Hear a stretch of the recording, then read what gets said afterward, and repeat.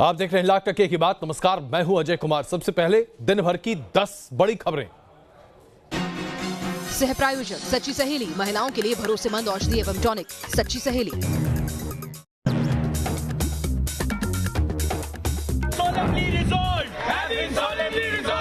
नागरिकता बिल पर असम में हालात तनावपूर्ण। 10 जिलों में इंटरनेट बंद। कर्फ्यू के बावजूद हुआ प्रदर्शन। उड़ानें और ट्रेन सेवा भी हुई रद्द।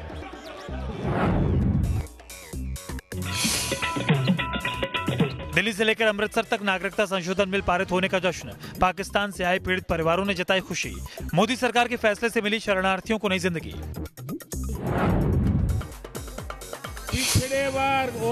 धनबाद की रैली से पीएम मोदी का कांग्रेस पर वार। कहा, नागरिकता बिल पर लोगों को भड़का रही है कांग्रेस। भारतीय मुसलमानों से बिल का लेना देना नहीं। पिछड़ों को इंसाफ मिल सके।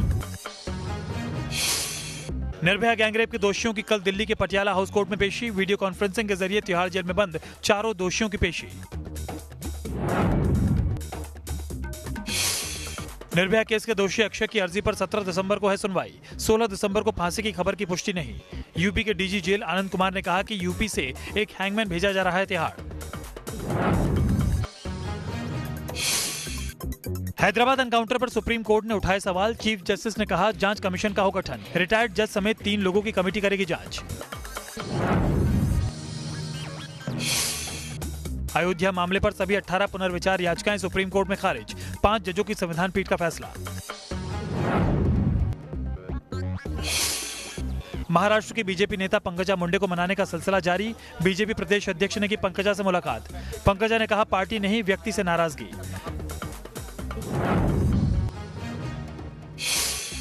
झारखंड में तीसरे चरण के लिए तेज मतदान। शाम 5 बजे तक 55% से ज्यादा वोटिंग। रांची में क्रिकेटर महेंद्र सिंह धोनी ने भी डाला वोट।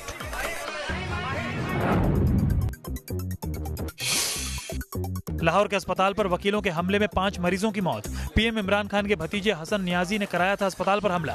पुलिस ने अभी तक हसन नियाजी के खिलाफ नहीं दर्ज किया केस।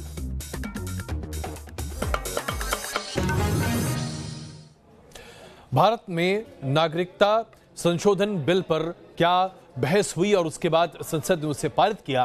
पाकिस्तान पूरी दुनिया भर में चिल्ला चिल्ला कर हिंदुस्तान को बदनाम करने लगा। लेकिन आइए अब आपको पाकिस्तान की हकीकत दिखाते हैं। पाकिस्तान में सिर्फ सुन्नी मुसलमानों का रहने का अधिकार है, और वो भी उन सुन्नी मुसलमानों को जो पहले से पाकिस्तान में रहते चले आए हैं। यानी कि हिंदुस्तान से जो सुन्नी मुसलमान पाकिस्तान 1947 के बंटवारे के बाद गए, उनमें से किसी को भी असल मुसलमान नहीं माना जाता। यहां तक कि अहमदिया और अन्य, यहां तक कि शिया को भी मुसलमान नहीं माना जाता पाकिस्तान में। और यह अत्याचार किस तरीके से बड़े पैमाने पर पाकिस्तान में होता है, इसकी बारीकी आपको हम दिखा रहे हैं इस वीडियो पर, जिसे देखकर आपकी रूह कांप उठेगी, क्योंकि यह पाकिस्तान वाकई में सिर्फ और सिर्फ नरकिस्तान है। मुझे अहमदी का वर्ड शायद मेंशन ही नहीं करना चाहिए था, लेकिन एक अकेली महिला और दर्जनों खूंखार मजहबी दरिंदे मानो इस महिला को जिंदा निकल जाएंगे। अब यूनिटी क्यों कह रही? गैर मुस्लिम है, वो काफिर है। घेराबंदी ऐसी कि अभी बोली और अभी ये नोच खाएंगे।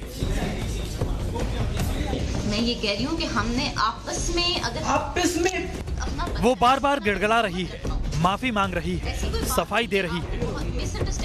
मिसअंडरस्टैंडिंग हुई है। इस किस्म की कोई बात नहीं है ना। मेरा आप जानकर हैरान रह जाएंगे कि ये महिला कोई आम पाकिस्तानी नहीं। इस महिला का नाम है जन्नत हुसैन नेकोकरा।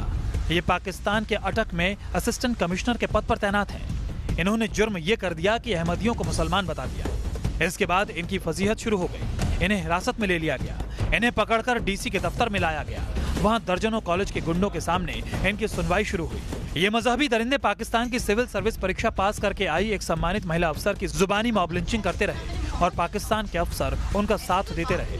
ये महिला अपने बाल बच्चों की हलफ उठाती रही, लेकिन ये दरिंदे तभी माने जब इसने अहमदियों को धरती का सबसे बड़ा घिनौना समुदाय करार दे दिया।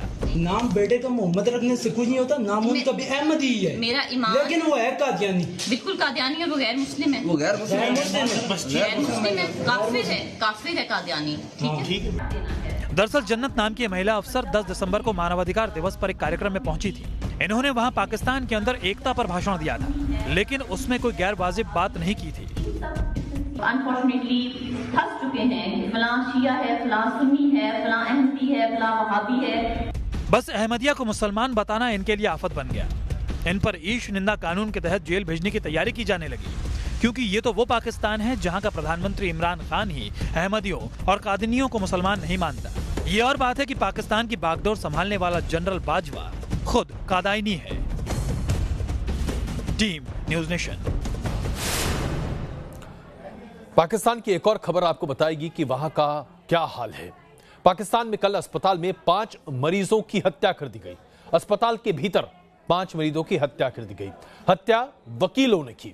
ये वो वकील हैं जो प्रधानमंत्री इमरान खान से के भतीजे हसन नियाजी के भड़काए हुए थे और ये इमरान खान से नाराज चल रहे थे। पुलिस ने 40 वकीलों को गिरफ्तार कर लिया। 250 वकीलों पर केस हो गया।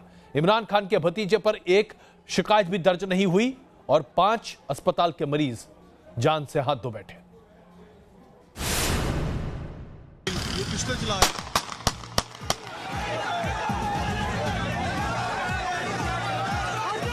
ये पाकिस्तान है जहां प्रधानमंत्री इमरान खान का भतीजा खुलेआम लाहौर के अस्पताल में दंगे करवा देता है।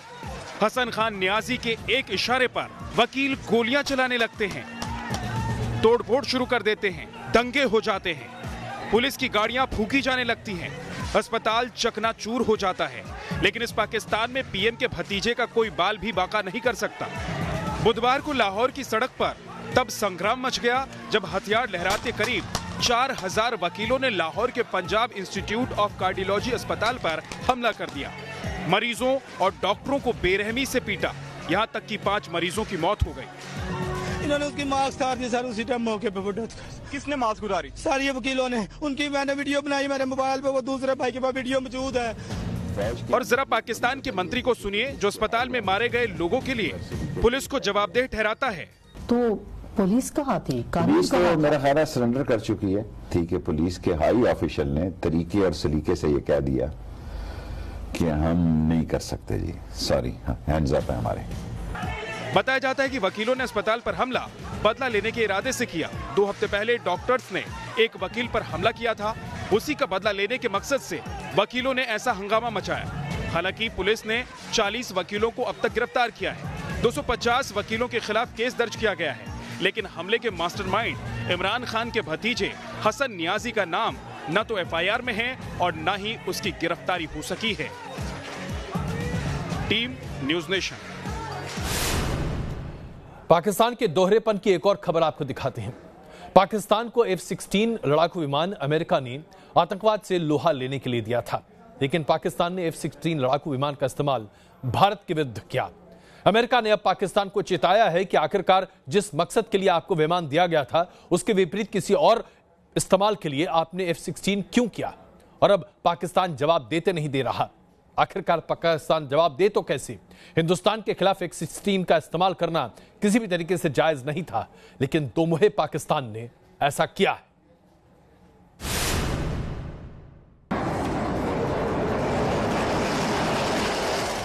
आसमान का अर्जुन है अभिनंदन। अभिनंदन ने पाकिस्तान का F-16 गिराया था। पाकिस्तान झूठ का सरताज है। पाकिस्तान फटकारखोर है। और ये सारी सर्टिफिकेशन हिंदुस्तान ने नहीं बल्कि अमेरिका ने पाकिस्तान के लिए की है। अमेरिका ने साफ साफ कहा है कि पाक ने F-16 विमानों का इस्तेमाल आतंकरोधी अभियानों के अलावा किया है। मतलब साफ है कि 26 फरवरी को बालाकोट एयर स्ट्राइक के बाद पाकिस्तानी एयरफोर्स ने F-16 के साथ भारतीय सीमा में घुसने की जो जुर्रत की थी उसे हिंदुस्तान के परमवीर अभिनंदन ने मार गिराया था। भारत ने पाकिस्तान को सबूत सौंपे थे, लेकिन पाकिस्तान लगातार झूठ बोलता रहा। लेकिन अब अमेरिका से आई एक चिट्ठी ने पाकिस्तान के झूठ के किले को धराशायी कर दिया है। अमेरिकी state of arms control and international security affairs की पूर्व अंडर सेक्रेटरी एंड्रिया थॉमसन ने पाकिस्तान के एयरफोर्स चीफ मुजाहिद अनवर खान को एक चिट्ठी लिखकर F-16 फाइटर जेट का गलत इस्तेमाल करने पर जमकर लताड़ लगाई है। अमेरिका ने पाकिस्तान को F-16 में अमेरिकी मिसाइल इस्तेमाल करने को अक्षम्य गलती करार दिया है। अमेरिका ने पाकिस्तान को F-16 लड़ाकू विमान इसी शर्त पर दिए थे कि पाकिस्तान F-16 का इस्तेमाल किसी दूसरे देश के खिलाफ नहीं करेगा। अमेरिकी शर्त थी कि सिर्फ आतंक के खिलाफ कार्रवाई में ही F-16 का इस्तेमाल होगा। लेकिन पाकिस्तान ने भारत पर हमले की कोशिश में इसका इस्तेमाल किया था। हालांकि अमेरिकी आर्म्स कंट्रोल और इंटरनेशनल सिक्योरिटी अफेयर्स डिपार्टमेंट की ये चिट्ठी अगस्त में लिखी गई थी, लेकिन अमेरिकी मीडिया ने इसे अब छापा है। इस चिट्ठी में बालाकोट एयर स्ट्राइक का सीधे नाम नहीं लिया गया, लेकिन ये जरूर लिखा गया कि कश्मीर मसले पर फरवरी में पाकिस्तान ने F-16 का दुरुपयोग किया और वो हर लिहाज से गलत है। सबको पता है कि फरवरी में पाकिस्तानी एयरफोर्स ने क्या किया था और उसका अंजाम क्या हुआ था। पाकिस्तान का झूठ फिर पकड़ा गया है और पाकिस्तान को सूझ ही नहीं रहा कि इस चिट्ठी का जवाब दे भी तो कैसे दे। Team news nation. पाकिस्तान का मतलब विश्वासघात है, ये उसका दूसरा नाम है और ये इसलिए नहीं कहा जाता क्योंकि पाकिस्तान लगातार हिंदुस्तान के साथ धोखा ही करता चला रहा है। अब जरा करतारपुर कॉरिडोर को लेकर देख लीजिए। आस्था के नाम पर जिस तरह से पाकिस्तान ने खिलवाड़ किया है। अमेरिकी थिंक टैंक रैंड ने साफ तौर पर हिंदुस्तान में अपने गोष्ठी के दौरान कहा कि इंटरनेट के जरिए और तमाम अन्य माध्यमों से पाकिस्तान खालिस्तान के मुद्दे को गरमाने की कोशिश कर रहा है ताकि हिंदुस्तान को डिस्टेबलाइज किया जा सके। अब जरा सोचिए, इस पाकिस्तान पर कैसे भरोसा करे हिंदुस्तान।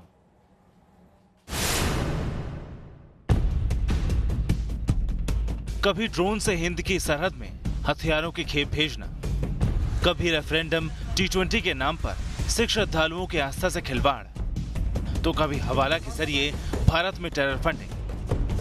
पाकिस्तान की इस घिनौनी साजिश को लेकर भारत को शक पहले से हो रहा था, लेकिन अब अमेरिकी संस्था ने साफ कहा है कि पाकिस्तान की ओर से ऑनलाइन दुष्प्रचार करके खालिस्तानी आतंक को बढ़ावा दिया जा रहा है।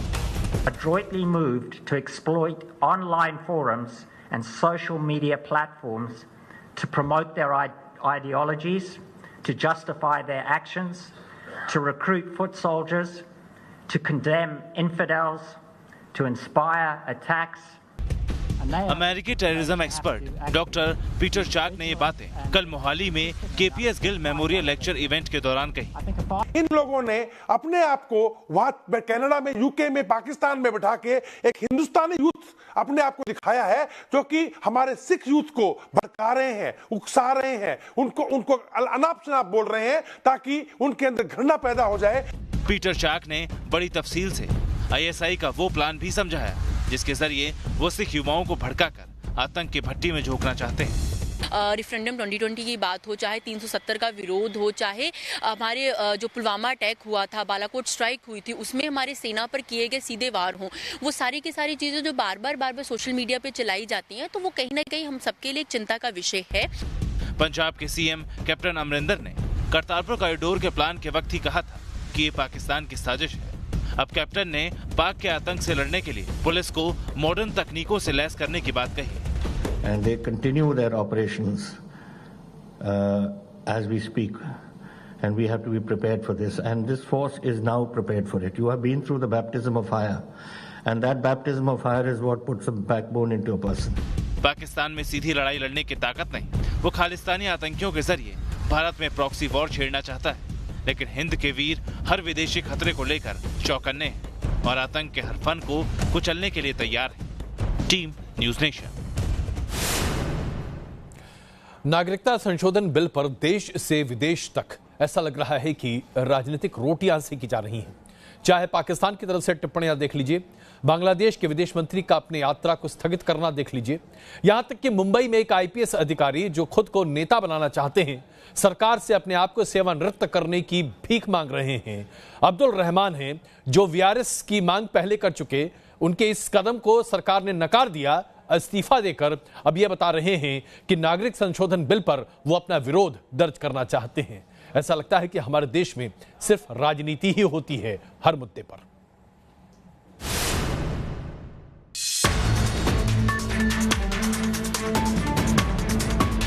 असम के कई जिलों में बुधवार शाम को ही कर्फ्यू लगा दिया गया था, लेकिन इसके बावजूद CAB के खिलाफ हिंसक प्रदर्शनों का दौर जारी। उधर इंडियन यूनियन मुस्लिम लीग ने इस बिल के विरोध में सुप्रीम कोर्ट में रिट याचिका दाखिल की है और कहा है कि ये बिल असंवैधानिक है। इंडियन यूनियन मुस्लिम लीग की तरह बांग्लादेश को भी ये बिल पसंद नहीं आया। विदेश मंत्री के अब्दुल मेमन ने बांग्लादेश को सेकुलर बताते हुए CAB पर कहा है कि इस बिल से भारत की धर्मनिरपेक्षता कमजोर होगी। विदेश मंत्री ने अपना भारत दौरा भी रद्द कर दिया है। जहाँ तक हम भारत बांग्लादेश का संबंध है, हमारे संबंध बहुत ही मजबूत है, प्रगाढ़ है।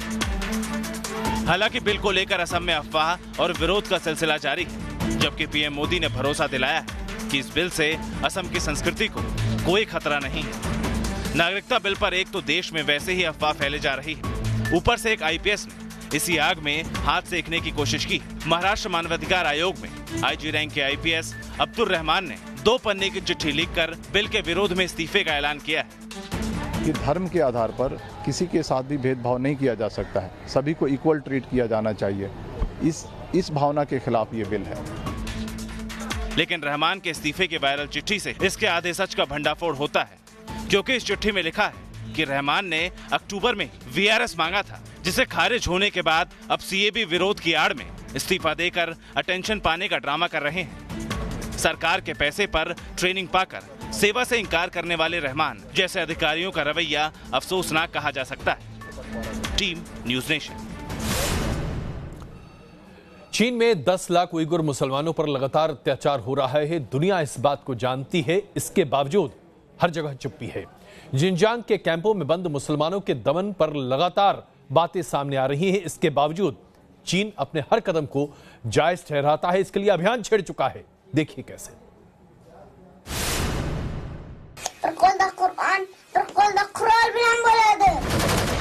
जब तुर्किस्तान में कोख से जिहाद की आतंकी ट्रेनिंग शुरू हुआ करती थी,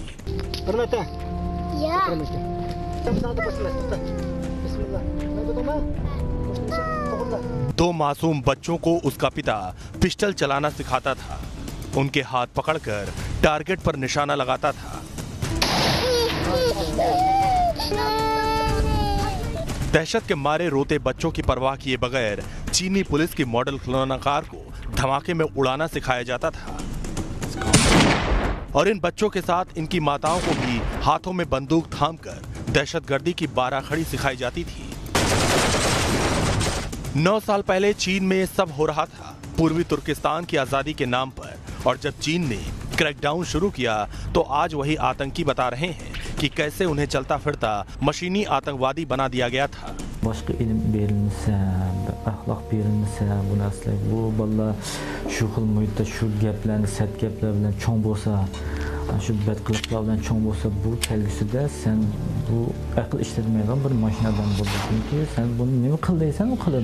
फिर तो जन्नत के लिए चीन में ऐसी जिहाद हुई कि चीन के उरुमकी से लेकर यूनान और बीजिंग तक आतंकी हमलों का ऐसा सिलसिला शुरू हुआ कि कहीं धमाके हो रहे थे, कहीं वाहनों से कुचला जा रहा था, कहीं गोलियां चल रही थी।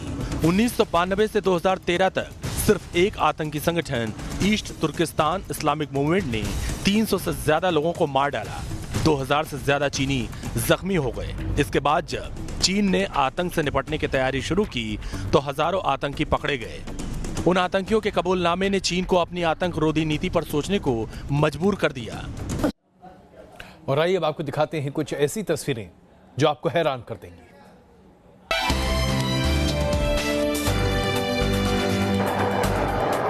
सूटकेस में पहिए तो काफी पहले लगाए जा चुके थे, लेकिन अब ये पहिए मोटराइज्ड भी हो चुके हैं।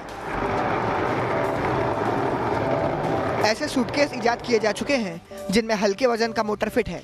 ऐसे सूटकेस पर बैठकर 20 किलोमीटर प्रति घंटे की रफ्तार से 60 किलोमीटर तक का सफर किया जा सकता है। मतलब अकेले मुसाफिर को अब आसपास जाने के लिए किसी सवारी की दरकार भी नहीं होगी।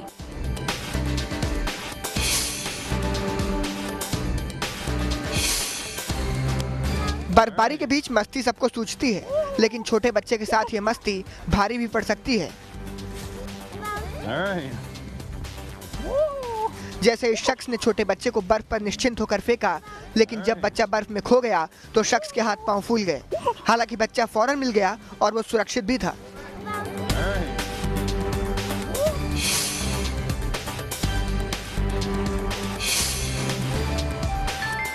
अच्छी त्वचा और चेहरे की खूबसूरती के लिए तरह तरह के उपचार आजमाए जाते रहे हैं। ये कैंडल थेरेपी भी उन्हीं में से एक उपचार है, जिसमें जलती हुई कैंडल के पीछे से निकलता धुआं कानों के अंदर भरकर उसकी सफाई की जाती है।